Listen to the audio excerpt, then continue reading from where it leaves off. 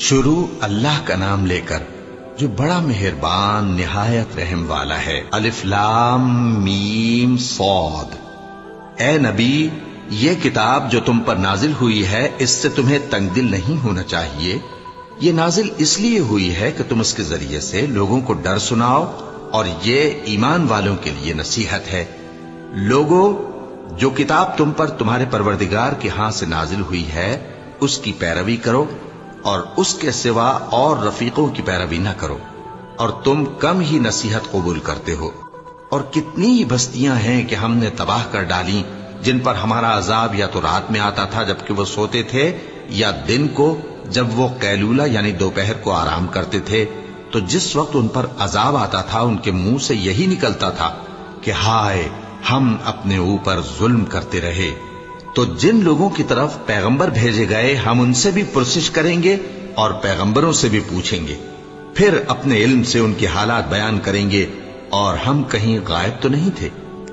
اور اس روز اعمال کا تلنا برحق ہے، تو جن لوگوں کی تولیں بھاری ہوں گی وہ تو کامیاب ہیں، اور جن کی تولیں ہلکی ہوں گی تو یہی لوگ ہیں جنہوں نے اپنے آپ کو خسارے میں ڈالا، اس لیے کہ ہماری آیتوں کے بارے میں بے انصافی کرتے تھے۔ اور ہم ہی نے زمین میں تمہارا ٹھکانہ بنایا، اور اس میں تمہارے لیے اسباب معیشت پیدا کیے، مگر تم کم ہی شکر کرتے ہو۔ اور ہم ہی نے تم کو ابتدا میں مٹی سے پیدا کیا، پھر تمہاری شکل و صورت بنائی، پھر فرشتوں کو حکم دیا کہ آدم کے آگے سجدہ کرو، تو سب نے سجدہ کیا لیکن ابلیس کہ وہ سجدہ کرنے والوں میں شامل نہ ہوا۔ اللہ نے فرمایا، جب میں نے تجھ کو بھی حکم دیا تھا تو کس چیز نے تجھے سجدہ کرنے سے باز رکھا؟ اس نے کہا کہ میں اس سے افضل ہوں، مجھے تو نے آگ سے پیدا کیا ہے اور اسے مٹی سے بنایا ہے۔ فرمایا، تو بہشت سے اتر جا، تجھے شایع نہیں کہ یہاں تکبر کرے، پس نکل جا کہ تو ذلیل لوگوں میں سے ہے۔ اس نے کہا کہ مجھے اس دن تک مہلت عطا فرما جس دن لوگ قبروں سے اٹھائے جائیں گے۔ فرمایا، اچھا، تجھ کو مہلت دی جاتی ہے۔ بولا کہ مجھے تو نے گمراہ کیا ہی ہے، میں بھی تیرے سیدھے رستے پر ان کو گمراہ کرنے کے لیے بیٹھوں گا، پھر ان کے آگے سے اور پیچھے سے اور دائیں سے اور بائیں سے غرض ہر طرف سے آؤں گا، اور تو ان میں اکثر کو شکر گزار نہیں پائے گا۔ اللہ نے فرمایا، نکل جا یہاں سے پاجی مردود، جو لوگ ان میں سے تیری پیروی کریں گے میں ان کو اور تجھ کو جہنم میں ڈال کر تم سب سے جہنم کو بھر دوں گا۔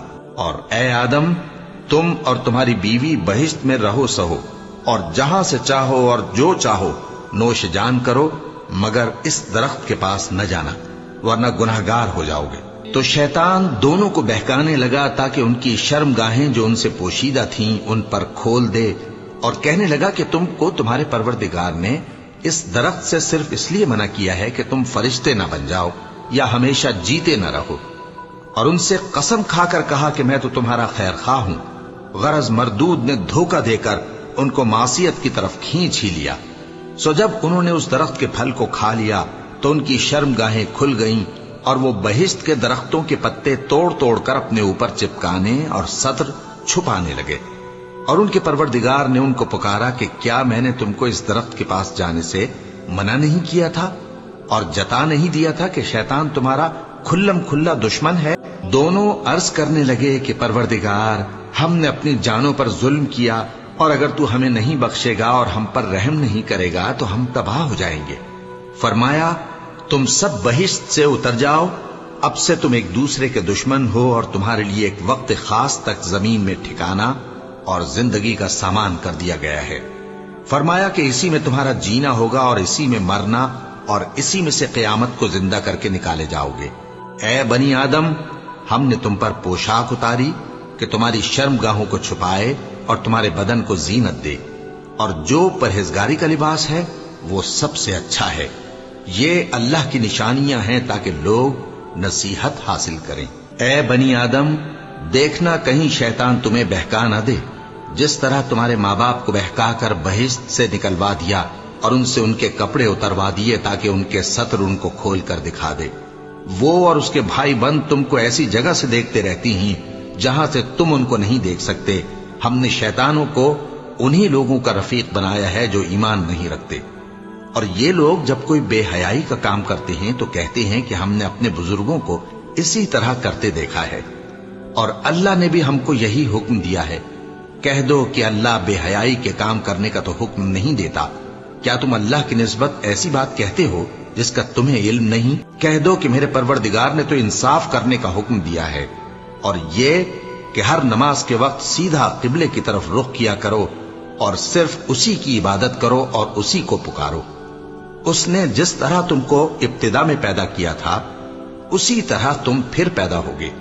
ایک فریق کو تو اس نے ہدایت دی اور ایک فریق پر گمراہی ثابت ہو چکی۔ ان لوگوں نے اللہ کو چھوڑ کر شیطانوں کو رفیق بنا لیا اور سمجھتے یہ ہیں کہ ہدایت یاب ہیں۔